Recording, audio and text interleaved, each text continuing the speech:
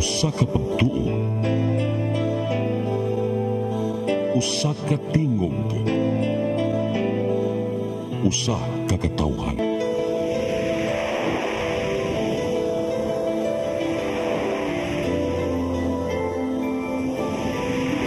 Cebu Catholic Television Network.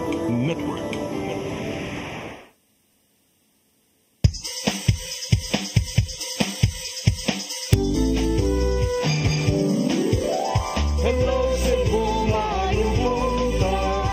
Nagsuntan ang kahayag nga nagsulit sa matuod, nadagan sa panghitabo. Hello Cebu, maayong buntag Pinoy.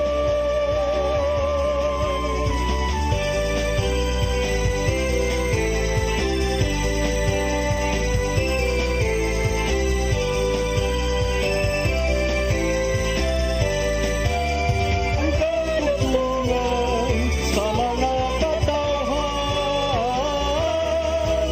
Hello Cebu, hello Cebu, maayong buntag Pinoy, maayong buntag Pinoy, maayong buntag Pinoy. Hello Cebu, mayong buntag Pinoy, adlaw karon nga Huwebes, Marso 27, tuig 2025. Sangan sa atong regular host Malu Inocando Tabar, ako si Crystal Joy Filerca. Maayong buntag, ako si Attorney John Destacamento. Ug kami mo'y makig-uban kaninyo hangtod sa alas 9 karong buntaga. Atong sugdan ang atong tulumanon sa pagsuta sa atong weather update gikan sa Pag-asa Mactan, Visayas, pinaagi ni Ma'am Janina Marte.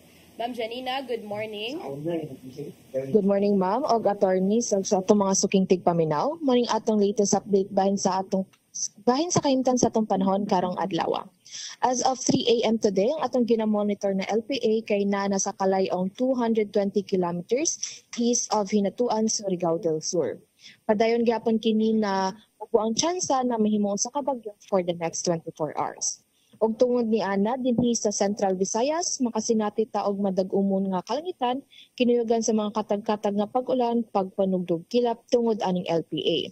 Ug karon wala tay gina-issue na gale warning o maong dinhi sa Kabisayaan lakip ng Cebu, magpadayon gyapon kita makasinati sa hinay ngadto na sa kasarangan na paghuro sa hangin na magumikan sa silangan ngadto na sa amihang silangan, di natong kadagatan magmalinawon ngadto na sa kasarangan ang mga pagbalod. Dinhi sa Cebu atong kadagatan kay mo taob unyang alas 11:01 sa buntag ug mohunas sa alas 3:45 sa hapon. Temperatura karong adlaw kay nasa 25 ngadto na sa 31 degrees centigrado ug ang atong haring adlaw kay mosalop unyang alas 5:55 sa hapon. Philippine Standard Time kay alas 8:11 na. Og mo ng atong latest weather update gikan diri sa buhatan sa DOST Pag-asa Mactan. Kini si Janina Marte, mayong buntag og daghang salamat. Daghang salamat Ma'am Janina Marte og mayong buntag ninyong tanan diha sa inyong buhatan. Mao kadto ang atong weather update karong adlaw ug karon atong tan-awon ang mga front pages sa atong lokal ug national nga mga pamantalaan. Atong sugdan sa Sunstar Daily.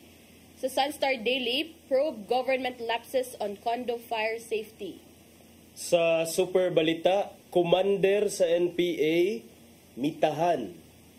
Sa The Freeman, Digong backers call out Rama for using issue involving Duterte. Sa Banat News, commander sa NPA, misurrender sa Abiliana Police Station. Sa Philippine Daily Inquirer, 181 items make up body of evidence versus Duterte. Sa The Philippine Star, IME officially bolts alyansa. Sa Manila Bulletin, ICC to probe Duterte's wealth. Ug sa Tempo, 7 Bureau of Immigration officers relieved. Human trafficking at airport probed. Mao kadto ang mga front pages sa atong lokal ug national nga mga pamantalaan. Sa atong pagbalik, atong sayran ang mga balita nga nahipos sa atong CCTN News Department. Please stand by. Hello Cebu,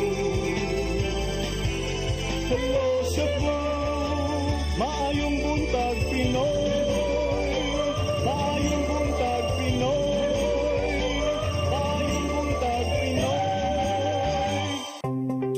Discover the beauty of the Philippines.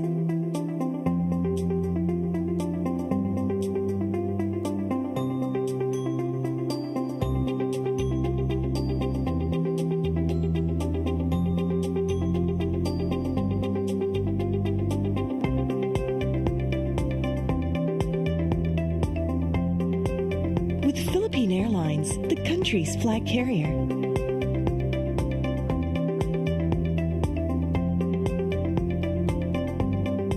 The airline that lets you feel the warmth of the nation.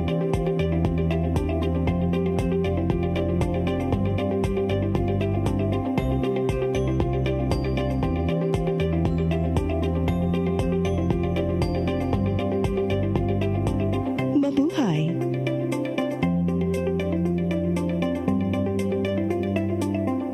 Kaiba sa mga politiko, matagal nang ginagawa ni Ariel Querubin ang ipaglaban tayo. Kahit sariling buhay inaalay. Ngayon, iba ang laban. Pero tuloy ang misyon ni Ariel Querubin, ang ipaglaban tayo. Kung medalya ang sukatan at hindi pera, si Ariel Querubin ang ating bayani na karapat-dapat sa Senado. Pag may Ariel Querubin sa Senado, may bayani tayo sigurado. Ito ang programa kung saan magko-collaborate ang ating mga ozone doctors para ibahagi ang kanilang kaalamang medikal. I believe with all my heart that the Lord is allowing us to understand that He's the one who are extending this life and we have to take care of our body. Yes. Matag episode, among ipaambit ninyo ang mga healing testimonies. Every day, pag gising mo, iisip ko kung ilang taon na lang yung itatagal ko. Yung ganun. This is your path to a new start. OzoneMed Wellness Clinic New Start. Napapanood every Saturday, 8 to 9 a.m. Og ang replay airing matag Miyerkules, 1:00 hangtod 2:00 sa hapon. Dinhilang sa CCTN Channel 47.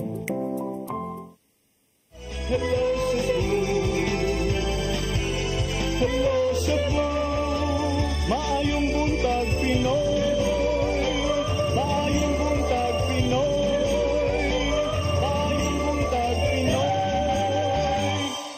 Balita sa Hello Cebu, maayong buntag Pinoy. Ug karon ato nang sayran ang mga balita nga nahipos sa atong CCTN News Department. Nag-una sa mga balita, Pilipinas kinahanglang mudawat sa pipila ka mga konsiderasyon gikan sa International Criminal Court aron tugutan ang interim release ni kanhi Presidente Duterte. Samtang mas gitutukan karon sa mga babaeng judge sa ICC ang pagsigurong makabot ang hustisya sa mga biktima sa drug war campaign kaniadto. Aniya ang dugang kasayuran. Kinahanglang dawaton sa Pilipinas ang mga technical measures o kondisyon alang sa mga husgado sa higayong tugutan ang interim release ni kanhi Presidente Rodrigo Duterte. Sa usa ka interview, nagkanayon ang tigpamaba sa International Criminal Court nga si Dr. Fadel Abdallah nga kinahanglang sabutan sa mga judges ang mamahimong dangatan sa kanhi opisyal bahin sa maong lakang. Kinahanglang makahukom ang maong mga sakop depende sa mamahimong kaso ug mga konsiderasyon sa ICC judges.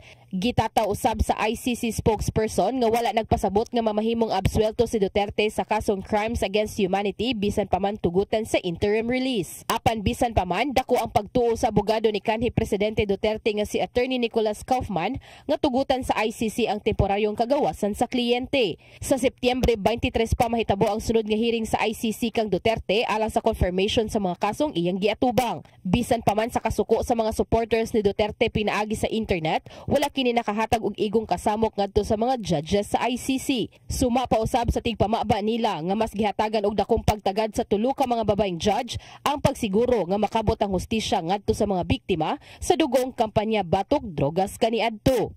Crystal Joy Felerca, CCTN News. Samtang grupo sa mga magpapatigayon sa syudad sa Mandaue na balaka sa epekto sa negosyo o turismo sa nasod tungod sa natad sa politika.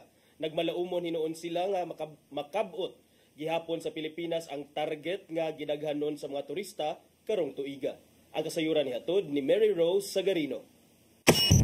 Sa pagkakaroon, wala pa'y grabe nga nasinati nga epekto ang grupo sa mga negosyante sa syudad sa Mandaue. Apan gikabalakan ang negatibong epekto sa negosyo o turismo sa nahitabong kalambuan sa Pilipinas sa natad sa politika. Matod ni Mark Inok, ang presidente sa Mandaue Chamber of Commerce and Industry, nga turismo ang usa sa mga nagunang income sa Pilipinas. Sa bag-uhay lang, ang Australia ni pagawas og travel advisory sa mga lumulupyo niini nga nagbiyahe o mobiyahe sa Pilipinas nga mag-amping tungod sa posibleng dugang nga peligro og kagubot. Gitambagan usab ang mga Australiano nga likayan ang mga protesta ug daghang mga paragtapok tungod sa posibleng bayolente. Be careful in the Philippines. That really affects our arrivals, and hopefully nga ma-achieve yapon na nato. And we are a jewel, mga God. We are the whole archipelago, all 7,600 islands are converging to something that really we could really be proud of to the rest of the world. And I hope that our focus won't be shifted to other things but to sell Philippines. Bisan pa man niini positibo si Inok nga makabot sa Pilipinas ang target nga 7 milyones nga turista karong tuiga. Gihimugatan ni Inok nga isip Mandawi Chamber of Commerce and Industry, nagpabilin sila nga neutral o walay gidapigan kabahin sa politika. We really strive hard to be the conduit of the city to economic growth and development. So this always been our mandate, and we always push hard to lobby for ease of doing business. So at least we can attract all these foreign direct investors. It translates to employment, and again, it decreases our inflation rate. Nibisita si Inok og ubang opisyal ngadto sa City Hall kaganinang buntag aron sa pagpangandam sa Mandawi Business Month karong Agosto apan sayo nga sugdan sa Hulyo. Mary Rose Sagarino, CCTN News. Sa pagpadayon sa atong mga balita, luwas nga panahon sa ting-init gisiguro sa Cebu Provincial Disaster Risk Reduction and Management Office. Apil sa gibantayan sa mga disaster offices sa matag LGU, mao ang pagtumaw sa mga sunog. Ang kasayuran ihatod ni Gian Navarro. Gikumpirmar karong adlaw sa Pag-asa nga nagsugod na ang dry season kun init nga panahon tungod na sa pagwagtang sa hanging amihan lukop nasod. Maong nangandam na ang Cebu Provincial Disaster Risk Reduction and Management Office sa pagresponde sa mga mutumaw nga alarma ning nagkainit na nga panahon. Matod sa Information Officer sa Cebu PDRRMO nga si Wilson Ramos, nga andam usab ang matag disaster offices sa kalungsuran sa pagtubag sa dinaliang tabang. Apil sa ilang pag-abag mao ang gilaumang pagdagsa sa mga bisita sa managlaing laaganan sa probinsya diin kinahanglang ipabilin ang kaluwasan. Danang mihatag og precautionary measures ang mga disaster offices gadto sa publiko, apil na ang mga angayang buhaton aron kalikayan ang heat stroke. Tungkol sa climate change ba? In fact, di siya na tumadagaan kay murang sa panahon nun nagkainit, alimuot, then magtaas kayo ang heat index na sinatiro sa Cebu. Usa sa pagibantayan sa mga local DRRMOs mao ang pagtumaw sa sunog tungod sa nakasaka nga temperatura sa gawas. Hinuon equip na ang matagbuhatan aron pag-abag kun ugaling naay mga maapektuhan sa nisgutang insidente. It's summer, di malikayan basta sobrang init na lagi mo kartap na sunog gina na. Ato keep safe lang kita sa tanan. Isigutan ng supply sa tubig na paglantawan usab sa Cebu Provincial Government nga makaabot ra ang igong supply ngadto sa Kabalayan. Tungod lang kini sa bulk water projects nga gipatuman sa kalungsuran. Mong tambag karon sa Cebu PDRRMO ngadto sa publiko nga magpanagang sa grabing kainit sa panahon aron di magluya ang lawas. Sama na lang sa pag-inom og daghang tubig, ingon man pagpasilong na sa landong nga dapit. Especially na may mga problema na, just contact lang ilang local LGU. Sa mo sa provincial Subo, continue among providing technical assistance din. Naka-line up ng mga training na mo sa mga LGUs. Navarro, CCTN News. Sa laing balita, mga kandidato sa lalawigan sa Sugbo nagtagbo sa Cebu Provincial Police Office og namirma og kasabutan uban ang mga hingtungdang otoridad. Alang kini sa pagsiguro sa usa ka malinawon, hapsay og patas nga eleksyon karong Mayo. Ang kasayuran nihatod ni Arnold Bustamante. Tulog ka adlaw sa dilipang pagsugod sa kampanya sa mga lokal nga kandidato ang kapulisan sa probinsya sa Sugbo sa pagpangulo sa Komisyon ng Eleksyon milusad og peace covenant signing alang sa mga magpapili sa lalawigan sa nagsingabot nga piniliay sa Mayo 12, 2025. Kini aron pagsiguro nga makabot ang malinawon, hapsay, luwas, matidud-anon ug patas nga eleksyon pinagi sa pasalig sa mga kandidato nga magsugod kanila ang pagpangampanya nga patas silang kaatbang. Ang mga kandidato nga mitambong og milagda og peace covenant mao sila nga Pamela Bariccuatro o Valeriano Hing nga magpapili pagka-gobernador, Joselito Ruiz sa pagka-vice-gobernador, samtang sa pagka-board member gikan sa 2nd District, mao sila si Audicius sa Camarillo, Dayson Lawrence Lagun sa 3rd District, Jenny Armamento, Nelson Mondigo, Frederick Salazar ug Kerry Kian Shimura sa 4th District, Adrian Pelones sa 5th District, Dayson Lawrence Lagun ug Alfred Francis Wano sa 6th District ug Lorenzo Lorono sa 7th District. Sa pagka-kongresista, mao sila nga Karen Hope Garcia sa 3rd District, Salvador Cariaga, Janisa Salimbangon ug San Shimura sa 4th District, Maria Fema Duterte ug Joselito Navarro sa 7th District. Wala makatambong si Cebu Governor Gwendolyn Garcia ug gayang linya tungod kay doon na matod pa kini lain nga gitambungan. Si Manolaban Marcel Sarno, ang Provincial Commanding Officer, nagkanayon nga ang peace covenant signing dili kini ordinaryo nga panagtigom sa mga magpapili sa nagsingabot nga eleksyon alang sa maabot nga lider sa matag distrito.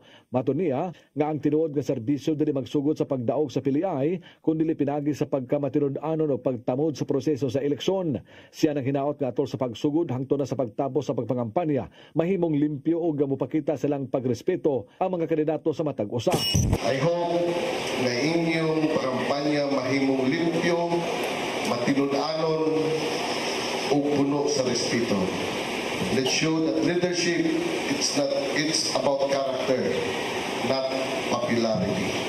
Pagkita sa kapulisan sa probinsya sa Sugbo, Police Colonel Jovito Atanasio, may pasalig nga andam na sila sa Cebu Police Provincial Office sa paghatag sa seguridad sa pagsugod sa election period sa lokal nga mga kandidato sa Marso 28, 2025. Mato ni Atanasio nga giandam na nila ang 2,900 ka mga police personnel nga mo'y gitahasan nga mohatag sa seguridad sa eleksyon nga ipakatapon niya sa mga polling precincts o polling centers aron masiguro nga hapsay, malinawon, luwas, matinud-anon ug patas ang piniliay. As member of the Cebu Police Provincial Office, a guardian of peace and democracy, it is our duty to ensure the safe, secure, and fair election. We will uphold the rule of law and protect the right of every Filipino people to vote freely and without fear.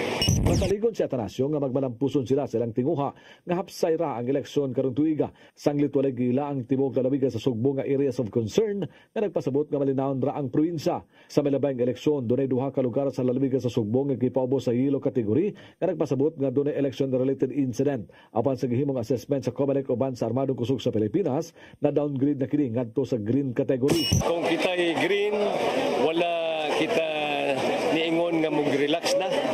Kay wala man ta kahibalo sa mga individual natong lumulupyo, but hinaot or prayerfully nga unta malampuson, malanturon o maipaabot sa atong komunidad nga ang pagboto nila base sa atong ginatawag na demokrasiya, nga ang integridad,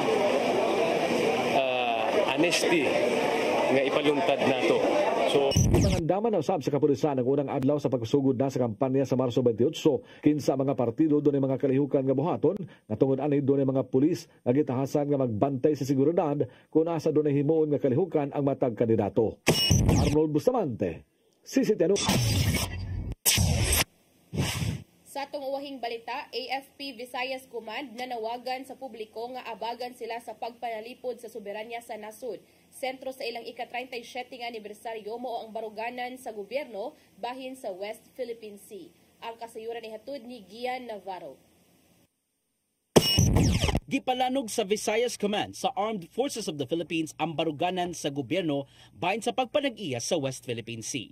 Kini ang nimo nilang tema sa ika-37 nilang founding anniversary sa ilang buhatan. Maong tuyong mipaygayo ng Viscom og photo exhibit ug static display sulod sa SMC side sa Southern Properties Dakbayan sa Sugbo nga molanat hangtod na sa tulo ka adlaw. Makita sa usa sa mga exhibit ang dokumento nga nagpamatuod sa pagpanag-iya sa West Philippine Sea nga mao ang Pilipinas. Matod sa Information Officer nilang si Lieutenant Colonel Israel Galorio nga apel sa responsibilidad nga gipatuman sa mga sakop sa AFP Viscom mao ang pagpasabot sa publiko bahin sa giilugang kadagatan ug ingon man nganong gipanag-iya gihapon kini sa Pilipinas.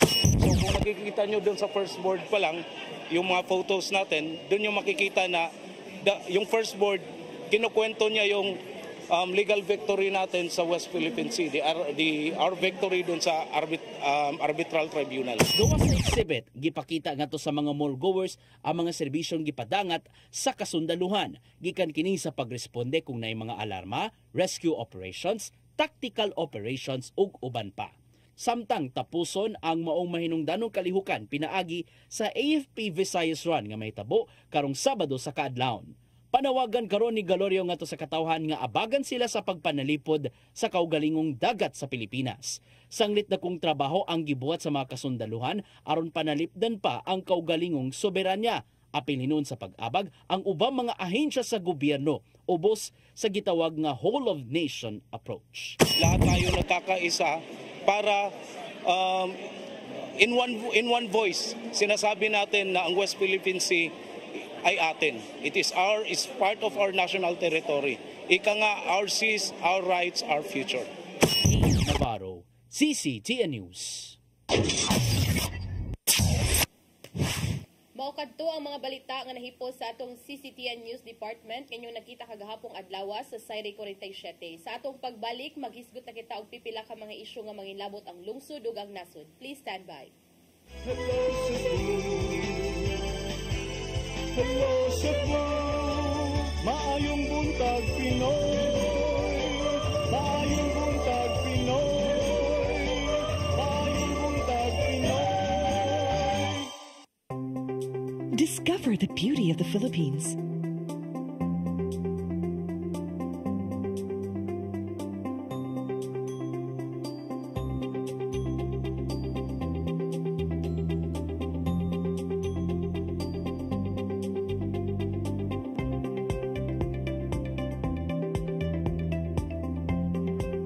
With Philippine Airlines, the country's flag carrier.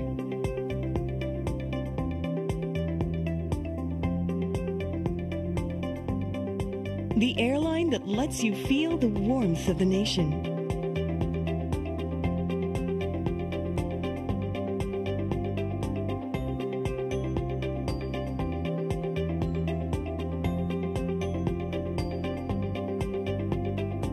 Mabuhay!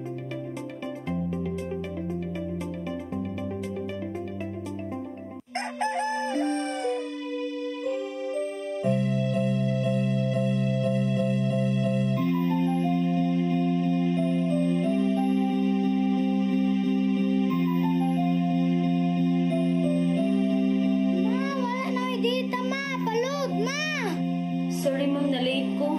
Nagita pa mong gusto para internet sa kong anak ma'am. Ay wala na yung problema. Para sinisibo. Sinisibo, sinisibo. For your internet connection. And for the signal of your cable TV. So fast and straight that transmission to your home. Sinisibo. Sinisibo, sinisibo. Offers you to have fiber optics. For your viewing experience, perfect and clear so far. So great and affordable for you to enjoy. Cine Cebu Television Network Incorporated offers fiber to the home broadband internet bundled with fiber to the home cable TV connection. Cine Cebu Television Network Incorporated with its operation in Metro Cebu and the whole province of Cebu soon. And affordable for you to enjoy. Cine Cebu. Ito ang programa kung saan magko-collaborate ang ating mga ozone na doctors para ibahagi ang kanilang kaalamang medikal. I believe with all my heart that the Lord is allowing us to understand that He's the one who are extending this life and we have to take care of our body. Yes. Matag episode, among ipaambit ninyo ang mga healing testimonies. Everyday, pag gising mo, iisip ko kung ilang taon na lang yung itatagal ko, yung ganun. This is your path to a new start. OzoneMed Wellness Clinic New Start. Napapanood every Saturday 8 to 9 a.m. Og ang replay airing matag Miyerkules 1:00 hangtod 2:00 sa hapon dinhilang sa CCTN Channel 47. Hello Cebu,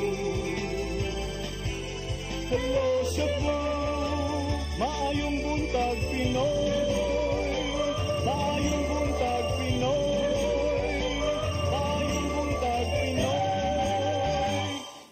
balik ta sa Hello Cebu, maing buntag, Pinoy. Arita sa taas ang energy. Taas kitag energy kay bahalag ting bitahi partner. Tas-on gihapon na tong energy. Kay naa si Sir Gian diri atong tupnga ng iyang energy partner. Dapat ato ibit iyang taas kay nga energy. Ihap na rin ba dito partner? Ano sa iyang gihap? Hindi na ba? Para queue-in. Pero ato partner, arita sa tong pagisgot-hisgot karong buntaga partner, dunay gipagawas nga resulta na sad sa latest survey ang Social Weather Station diin. Mga kaalyado sa PDP laban or ang mauni ang grupo ni Presidente Rodrigo Duterte ba. Maoy nakasinati og mga dagko nga increase sa ilahang ranks partner. Tulo sila kabuok puro gyud ni-increase ang ilang rank. And for the first time, si Senator Bongo maunay nag-una sa survey partner nga. For the longest time, it was Erwin Tulfo of Lakas nga mao jay consistent number 1 December, January, February. But during the March 2025 survey, nag-una na si Senator Bongo nga nakakuha og 42% voter preference for senators. Nya gisundan kini ni atong giingon Erwin Tulfo nga dunay say 42% ug ni Ben Bitag Tulfo nga dunay 34%. Kinsa yung sunod partner? Nagsunod ana partner mo si Tito Soto unya gisundan ni Lito Lapid ug si Tito Soto partner 34, same ni sila ni Ben Tulfo. Yeah. Si Lito Lapid 33% ug ang nagsunod niya si Bong Revilla nga may 32%. Nya gisundan sab nila ni Pia Cayetano, Ping Lacson, Senator Bato de la Rosa. Kini this is also a curious case kay si Senator Bato nga kahibaw na tang usasad sa mga big personalities when it comes to the war against drugs, illegal drugs sa panahon ni Presidente Duterte. Pag December 2024 partner, ang iyang rank na siya between 12 to 14, rank 12 to 14. Sa January, naana siya sa rank 10. Sa February, naa siya sa rank 8 to 9. Niya karon sa Marso 2025 survey, naa siya sa 9th place. Aside de la Rosa partner, pasok sad sa top 12 or Magic 12. Si Willie Revillame, si Abby Binay, si Manny Pacquiao, ug si Camille Villar. So, pila ni kabuk nakasud sa kwan partner? PD tulo, no? Tulo partner. Pero after aning kuan partner work, unsa may assessment nimo aning partner knowing with kano sa ang last nga survey partner? Kani nga survey gipahigayon ni nitong March 15 to 2025. Upat ka adlaw human ang pag-aresto o pagkasikop ni kanhi Presidente Rodrigo Duterte og pagpada niya dito sa The Hague. Sa nag-analyze mo kung ang data ba kay nagmay kayog numbers manggod. Nagagayo. Kinsa man na dihang diriyot na kasud sa Magic 12 or Magic 13 actually. Partner kinsay kay ang mga pambato sa Liberal Party murag wala sila nakasud partner sa kuan Magic 12 or Magic 13.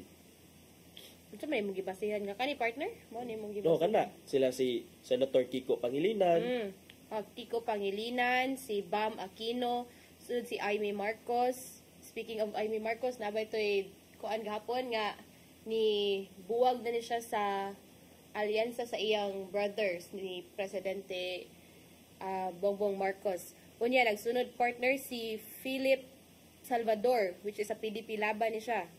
Benhor Abalos, Gringo Hunasan, Francis Tolentino, Colonel Busita, and Rodante Marcoleta and Jimmy Bondok sa PDP laban. Yeah, so mo na akong giingon partner nga atong i-consider kanos ani gi-administer ang survey. March 15 to 20.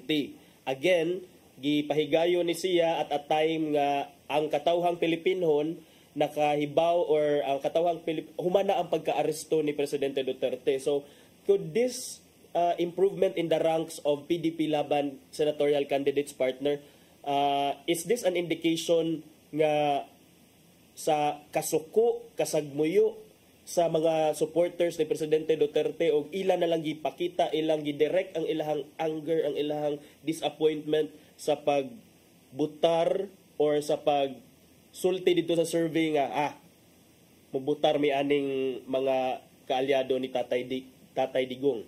I think so, partner. Kaya labi na si Bongo usara pagod ni sa kanang trusted suod gud kayo ni former President Duterte nya murag mao jud nilang nakita nga during that time sa arrest kay naagud ni pakita gud sa iyang suporta ba. So kani kay at gikan ba siya sa from rank ika 3 to 4 from previous nga mga months like from December to January nya karon sa March ni kalit lag ka rank 1. So kuan kay partner ba paspas kaayo ang mga paspas kay ang progress sa iyang kuan nga mag number 1 gyud siya. And then let's remind ourselves, partner, nga we are less than 2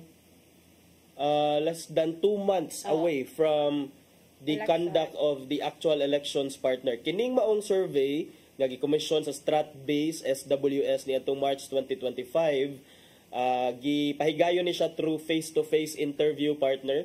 1,800 ka mga registered voters nationwide ang gipili, gipangutana kung kinsay ilang butaran isip mga senador sa 2025 midterm elections. Ang sample naglangkob sa 300 ka respondents gikan sa Metro Manila, partner.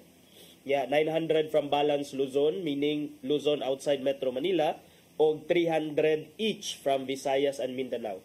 So proper kuha na po di ay kanang sa tawag na partner kanang equal ra ba from Luzon, Visayas and Mindanao kay work di lang siya makuha nga center ra kayo dito sa Luzon nga survey. Yeah, but again kini survey pa ni siya, this is not really an indication. This doesn't mean nga mao gyud ni amo reflect during the actual elections kay again this is a survey and this is not really di magyud nimo matagna with certainty kung reflective ba gyud sa exact or sa actual nga elections ang preferences sa voters during the survey. So ang kuan mga part to ka after ba atong pagka-arrest ni former President Duterte, if manotice nimo partner sa social media ang mga tao mo sila nga ay kanang bitong term nga mo manimaus taing ani nga way, so dapat atong padaugon ang PDP laban nga slate, di ba? That's nakabasa ko ana partner. And that's the correct thing to do kaysa feel nako kaysa magrally, ipaagi ninyo ang inyong voice, ipaagi ninyo inyong tingog, ipaagi pakita inyong strength in the form of voting for these people in your ballots come election time, because that's the beauty of democracy. Anha nimo ipakita ang imong true power pinaagi sa imong right to vote. Beto kay kato daghang bikito na kuan gapo sa katong gisgutan nato nga zero remittance week. Zero remittance week. Daghang kita mga kuan gapon nga sus kita ani di ta mabalaka kay wa may nag-remit sa ato. Mao jud na kita na ning kamot ra man ta ani dire. Di ba ta mga Disney princess ug wa tay mga kuan so ta makuan ana, pero kana lagi murag ang kuan lang siguro nato na partner. I agree with you nga there's a proper way siguro para ipakita nimo imong suporta, imong kuan nga kana if feel ninyo nga this is their way to kuan para sa tawag na mapaglaban ninyo si Presidente Duterte, then you have to vote for the senator, then go kay inyo man pod na right. Pero as at reminder lang pod partner nga if itong previous ato nga mga kuan nga pagpili sa atong mga senador nga atong qualifications based, merits based. Kinahanglan kung mag-vote ta diha dili lang kay kini kay mulaban ni siya sa ako asang gilabanan, but for me sa dapat qualified ka. What is the major qualification? What's the primary qualification for when I say qualification man good, naara magoy minimum qualifications under the Constitution for a senator. Pero more than that, dapat unta atong pilion is kanang kahibaw kung unsa ilang gisudlan. Ang trabaho sa senador kay magpanday og balaod. So make sure nga imo sad sigurong gibutaran diha do na say alam magkabahin sa lawmaking process, partner. And ay gana ko mo go back lang gamay partner sa katong kaning survey na to no kay before remember katong nagrally na sila dire na katong sa Cebu partner ang PDP katong na si former President Duterte nitambong man na siya dire. Katuning sa kuan Iglesia ni Cristo. Dili ay lain pa na to. Okay, yes, katong sa Mandawi katong show. I remember they partner murag sa kaning habot no makuan ay sa kaning nga survey murag makita na to nga nagoy mga hinahinay ni kuan nga mga PDP laban nga party, but katawag partner remember ko ang usab didto nga hangyo ni former President Duterte nga butaran ang kaning lagi sa PDP para daw sa iyang para sa kuan ni Sara Duterte ba, Vice President Sara Duterte kay Bobeta nga na siya ongoing nga impeachment, and if ever nga mo na hangyo sa mga Cebuano katong pag-ani niya diri nga butaran ang PDP nga mga senatorial candidates kay to make sure bitaw nga inig new set of senators during makuan na ang impeachment trial. Because ang Senado maoy mo sit as an impeachment court. So kung kinsay mga naglingkod diha isip mga senador, sila mo judge kung kinahanglan ba kung do na by merits ang impeachment versus Vice President Sara Duterte or wala. So kung maka-muster og enough numbers ang PDP laban ang kampo sa mga Duterte diha sa Senado, although karon tumakita tulo ra man nga PDP laban ang naa sa murag within the striking distance. So ambot if this is enough because para ra ba mapalabang ang impeachment complaint or para ma-convict kinahanglan of I think 16 man gyud to, at least 16 votes out of the 24 ka mga senators kinahanglan makakuha 16. So so far I don't think the PDP laban has that numbers, but they still have enough time to work on that.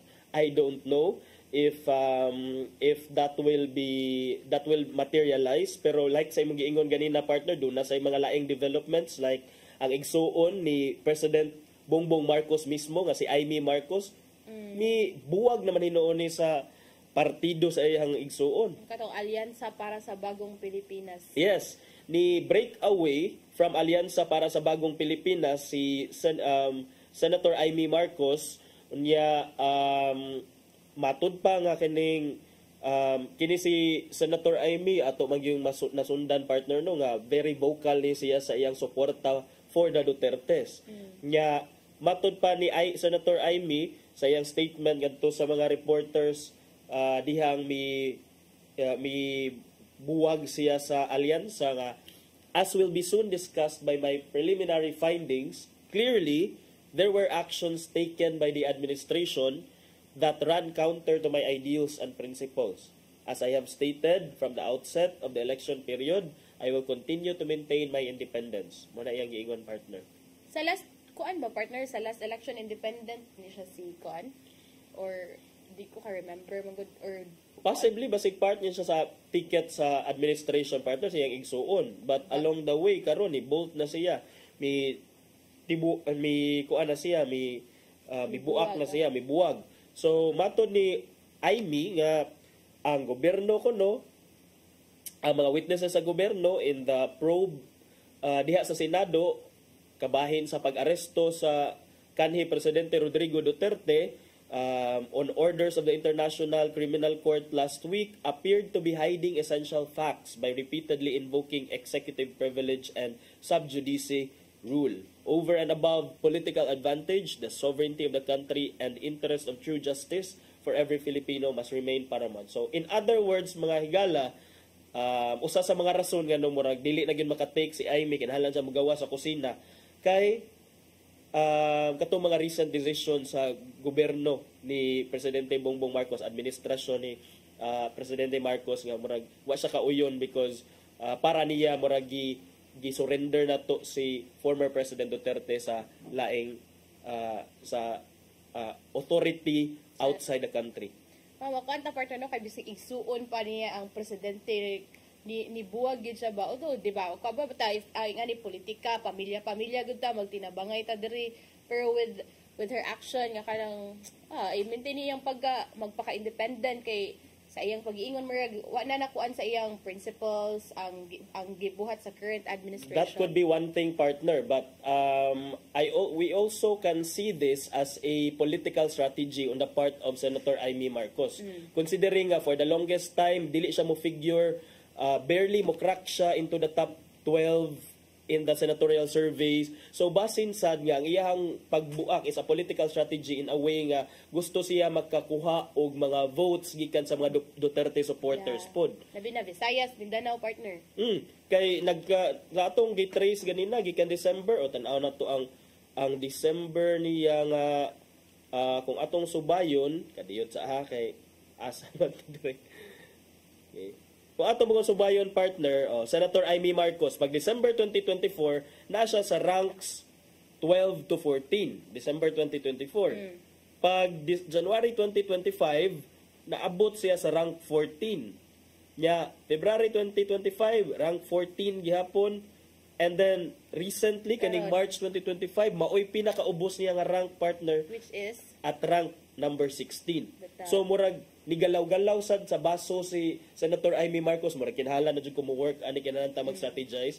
And I think one of the viable options niya nga for her candidacy to fly as senator is kanang to tap the Duterte sympathizers and supporters. Mao gid. Di gid ato makuan, partner, kay kana lagi ang sabay sa tong makuan nga if asabay ta if atong may numduman sa previous nga kanang election katong tandem sa Marcos ug Duterte sa ato ba makit-an nga mga kuano after atong karong nagbuwag-buwag na sila or medyo nagka-conflict gid sila kay ato kada lagi dako ang suporta sa mga Duterte, dako ang natabang sa mga Duterte ngadto sa mga Marcos nganong naabot nganong nahimong presidente si Marcos tungod kay kanang ang mga kada bitong ang suporta sa mga Duterte supporters ni suporta na lang pud sa mga Marcoses tungod kay kanang tandem lagi, partner. And mao ba na nang gawas karon nga mga istorya or kanang mga kuan lagi nga after atong arrest ni former President Duterte, ang mga Duterte supporters niingon nga sus giapil ra baya mo na mo gibutaran lang ba na mo si kuan mao na tungod lang ni Duterte. Ano ba, so if sa karon nga ingana ang ranking ni Senator Amy Marcos, murag ningon siya, okay, kinahanglan na good, do something kay para mutas kay sa giingon palagi, partner, kani iyang pinakaubos nga ranking, 16 ya. To think, duol na kayo ang election, kanus ano nun na duol, dito pa siya ni palayo sa ranking. Yeah, and that speaks volumes of the support sa mga tao sa iyaha if we believe in the surveys. Yeah. Arita sa laing hisgutanan, partner, ato ni ilakbit kay ugma na gyud, ugma na ba sakto? Yes, ugma na gyud, partner. Mahitabo ang atong gikahinaman sa mga kandidato nga sa local positions. Kay unsay mahitabo ugma, partner? Magsugod na ang local campaign, partner, ugmang adlaw og August nagdali. March 28 2025. So, ug mga adlaw, partner, ato kaning tan-awon unsa kani mga pakulo sa matag kuan kay medyo it's a busy day. It will be a busy day for sure ninyo, partner, sa Lapu-Lapu sa imong beat, partner, unsa na may mga na schedule dito, na may mga hiring-hiring, mga hungihong kung na magkuan ba sila, mag-hire ba sila mga kuan, mga performers, magpa-fireworks ba sila? So far wala pa information ana, partner, both parties tulo man na sila. Pero among nang nakuanan ang sa COMELEC lang side na unsay mga buhaton nila ugma like kanang usa na, partner, kanang operation baklas kay murag daghan-daghan gid ni ang mga baklasunon dira sa dakbayan sa Lapu-Lapu nga mga wa ni tuman sa mga wa ni butang sa ilang mga campaign material sa designated area campaign posting areas. Ang kining 45 days, kay gitagaan ning 45 days ang mga candidates for local positions, mag-start ni sa March 28 and will end on May 10. But ang COMELEC, partner, may remind din sila sa mga candidates nga bawal mangampanya April 17.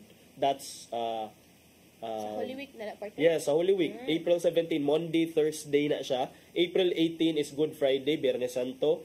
O on the eve of election itself, which is May 11, and the day of election, May 12. Pero tanaw na to, partner, kung masubay ba na ang mga lagda, nga wa ba joy magpasamang-samang ana og mga og kining pagpangampanya kay for sure daginuton gyapon na sa mga kandidato, partner. Yun, labi na gamay ra kayo og time, partner niya. Sayang, for example, 2 days.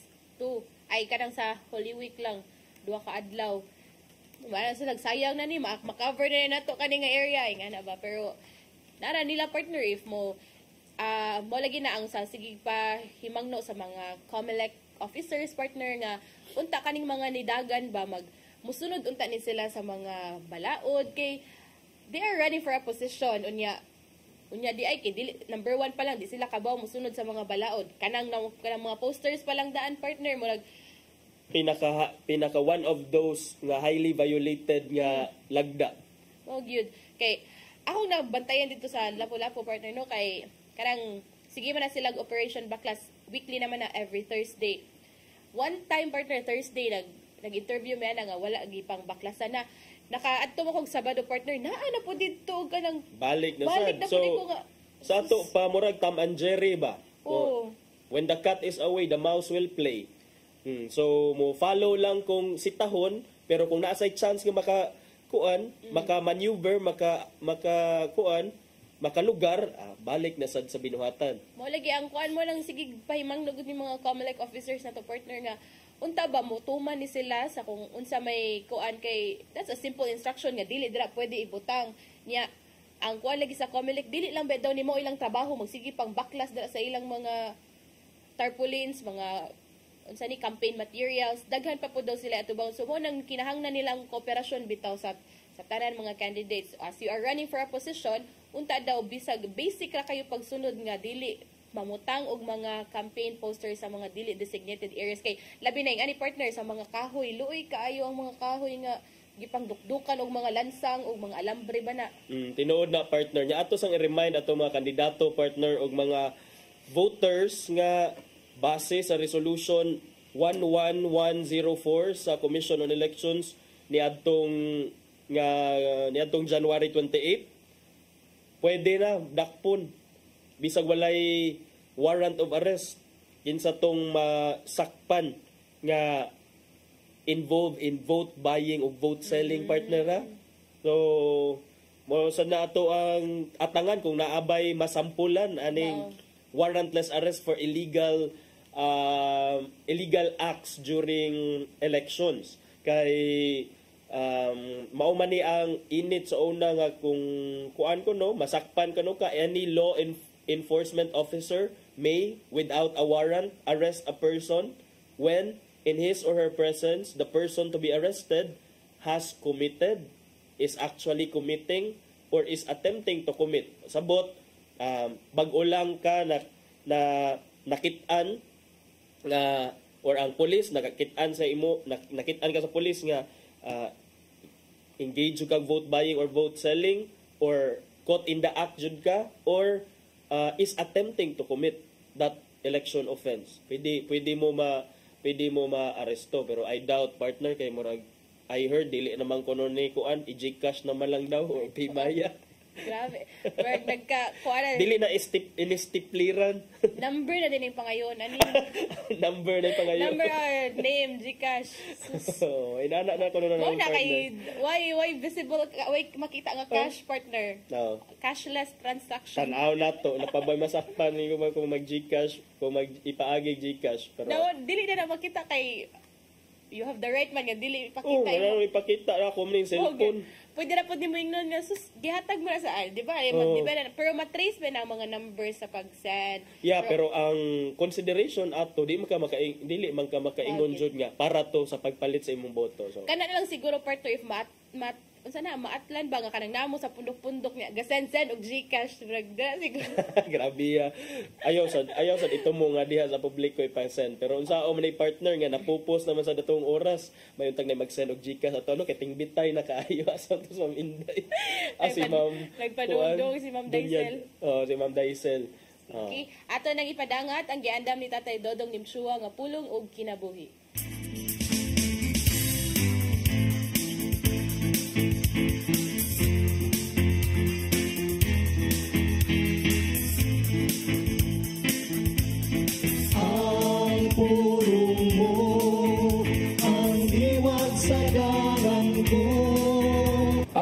kasaysayan sa simbahang Katoliko na puno sa daghang sugilanon sa kinabuhi sa mga santos nga giisip ng mga martir. Sila giyatagan og dakong pasidungog tungod sa ilang pagtahan silang kinabuhi alang sa ilang nahuptan nga pagtuo. Ang usa ka binuhat nga andam mohatag sa kinabuhi tungod sa iyang pagtuo giisip ng usa ka martir. Si San Esteban mo ang giisip nga unang Christian martir. Sa mga buhat 7:59 ngadto sa 60 atong nabasa ang iyang sugilanon. Ug samtang kibato nila si Esteban, nagampo siya sa Ginoo. Nga nagingon, Ginoong Hesus, dawata ang akong espiritu. Unya miluhod siya o misinggit pagpusog. Ginoo, ayaw sila pakasada silang gibuhat. Tapos niya gisulti nini namatay siya. Usa ka balaanon nga buhat kung imong gidawat ang kamatayon na dunay makatarunganon nga bugti. Apan mas labing balaan ang kamatayon ni Jesus dinha sa cross alang sa kaluwasan natong tanan. Ug nahitabo kini gumikan sa dakong gugma samahan sa katawan.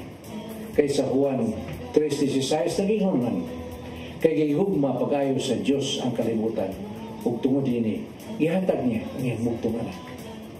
Aron ang tanan nga motuo kaniya dili mamatay kun dili makabaton og kinabuhing dayon. Kay nga atong pagtuo kang Hesus makahatag man kanato og kinabuhing dayon. Nahan dili angay kahadlukan ang kamatayon dinhi sa kalibutan. Maigsoon, mao kini ang pulong nga naghatag og giya sa atong kinabuhi. Mag-ampo kita. Langit tumamahan, pagkabalaanon sa imong nahimo alang kanamo. Bisan sa among pagkamakasasala, giluwas mo kami.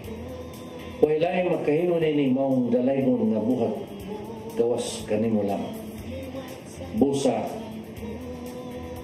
Ginoong Hesus, paminot pasalamaton kayo kanimo, kay ang imong kamatayon mo'y naghatag kanamong kagawasan. Amen. Samahan sa anak sa Espiritu Santo. Ang pulong mo, ang diwat sa dalang ko. Mo'y nagtapos sa atong tulumanon. Daghang salamat, Philippine Airlines. Thank you sab kang Archbishop Jose Palma, Nanay Diana Lim Chua o Tatay Dodong Lim Chua niya atong i-greet atong usa sa mga avid nato nga tigsunod diyan atong programa si Sir Mark Richer nga watching from Rotonda Lahog. Good morning nimo diha, sir. Good morning, sir. Ug ato sang pasalamatan ng atong news manager Sir Dennis Tabar, sa TOC Sir Robert, Ma'am Inday, Sir Matmat, Miss Mabel ug Ma'am Joanne. Sir Michael, Sir Rodel, Sir Raymond, Sir Bruce ug Sir Ferdy, daghang salamat ninyong tanan. Daghang salamat usab sa iyong pagpakig-uban namo karong buntaga. Sangan sa atong regular host Malu Inocando Tabar, ako si Crystal Joy Felerca. Ako si Attorney John Destacamento. Ubani gihapon mininyo ugmang adlaw sa programang Hello Cebu, mayong buntag Pinoy.